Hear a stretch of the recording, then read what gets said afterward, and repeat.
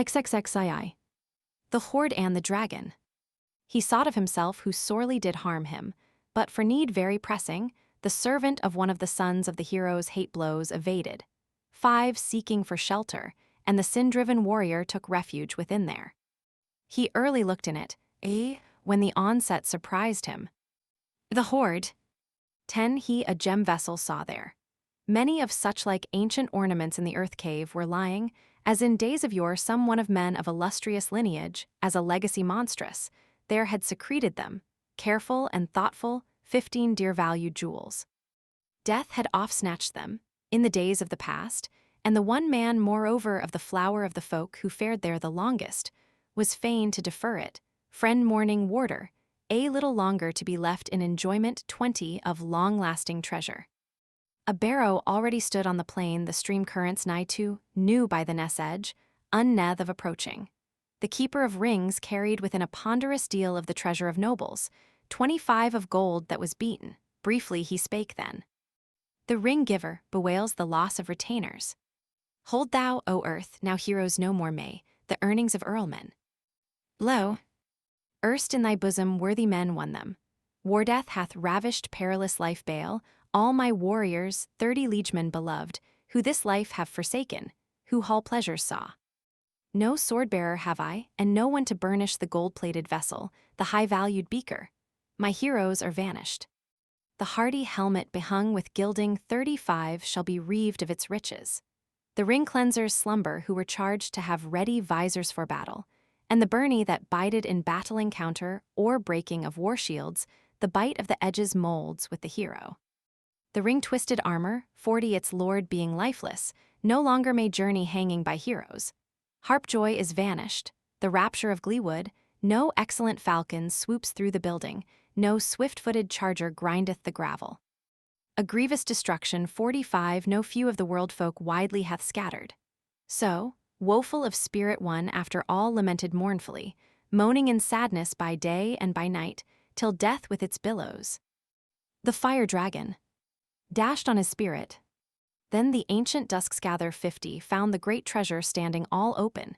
He who flaming and fiery flies to the barrows, naked war-dragon, nightly escapeth encompassed with fire.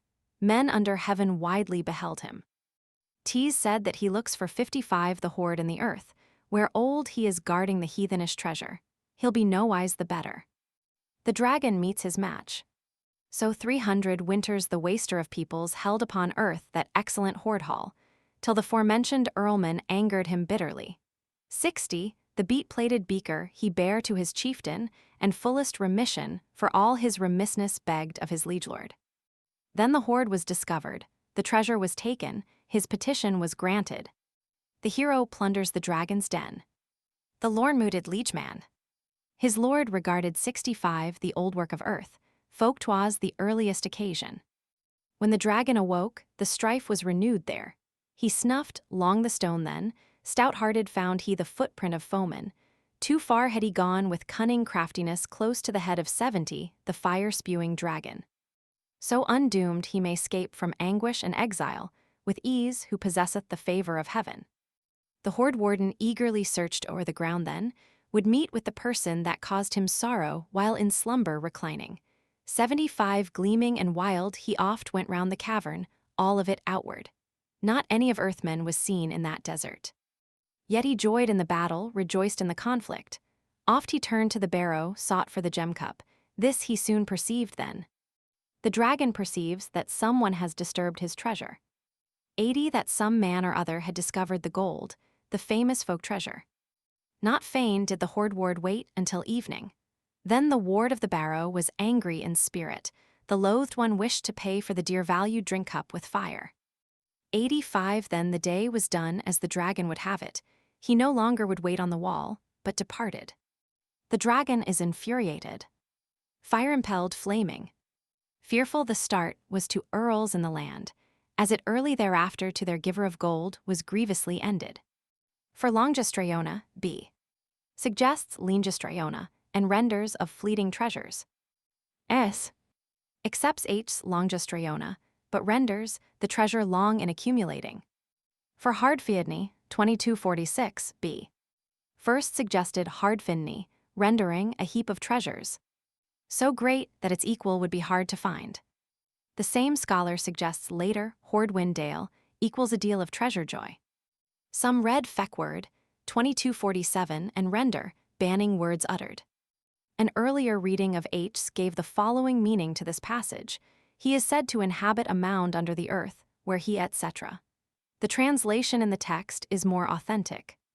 The repetition of hoard in this passage has led some scholars to suggest new readings to avoid the second hoard. This, however, is not under the main stress, and, it seems to me, might easily be accepted. The reading of H so is well defended in the notes to that volume. B. Amends and renders, nor was there any man in that desert who rejoiced in conflict, in battle work. That is, the hoard-ward could not find anyone who had disturbed his slumbers, for no warrior was there. T.B.'s emendation would give substantially the same translation.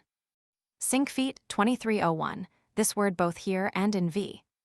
2232, T.B. Renders treasure,